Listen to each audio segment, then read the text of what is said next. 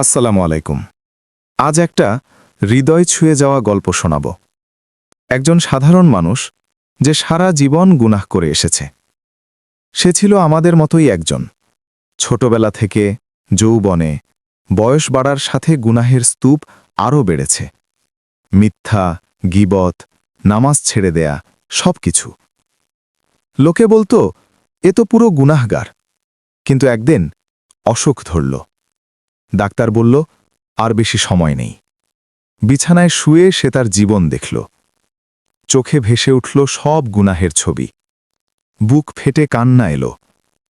একা ঘরে হাত তুলে আকাশের দিকে তাকিয়ে কাঁপা গলায় বলল, ইয়া আল্লাহ, আমি তোমার বান্দা। সারা জীবন তোমার অবাধ্যতা করেছি। আমার গুনাহ আকাশ জমিন ছাড়িয়ে গেছে। আমার আমলনামা কালো হয়ে গেছে। কিন্তু হে রব, তোমার রহমত তো অসীম। তুমি বলেছ, আমার রহমত আমার গজবকে ছাড়িয়ে গেছে। আমি তোমার কাছে আসছি গুনাহের ভার নিয়ে, লজ্জায় মাথা নত করে। আমার কোনো নেক আমল নেই, শুধু বিশ্বাস আছে তুমি ক্ষমাশীল। ইয়া আল্লাহ, আমি তওবা করছি, সব গুনাহ থেকে ফিরে আসছি।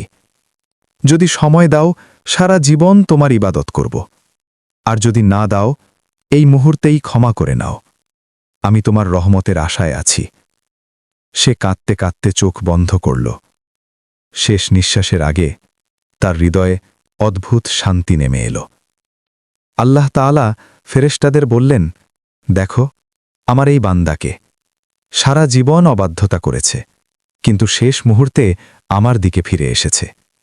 তার তওবা সত্যিকারের। আমি তার গুনাহ মাফ করে দিলাম। তার আমলনামা সাদা করে দাও। জান্নাতে তার জন্য উচ্চ মাকাম লিখে দাও। শিক্ষা এই, যতই গুনাহ করি না কেন, শেষ নিঃশ্বাস পর্যন্ত তওবার দরজা খোলা। আল্লাহ অত্যন্ত ক্ষমাশীল, রাহিম। সূরা জুমার 53 পড়ে বলছি, বলো, হে আমার বান্দারা, যারা নিজেদের প্রতি অত্যাচার করেছ, আল্লাহর রহমত থেকে নিরাশ হও না। নিশ্চয়ই আল্লাহ সব গুনাহ মাফ করে দেন। তিনি ক্ষমাশীল, পরম দয়ালু। ইনশাআল্লাহ এই গল্প আপনার হৃদয়ে নূর ছড়াক। আল্লাহ আমাদের সবাইকে সত্যিকারের তওবা নসিব করুন।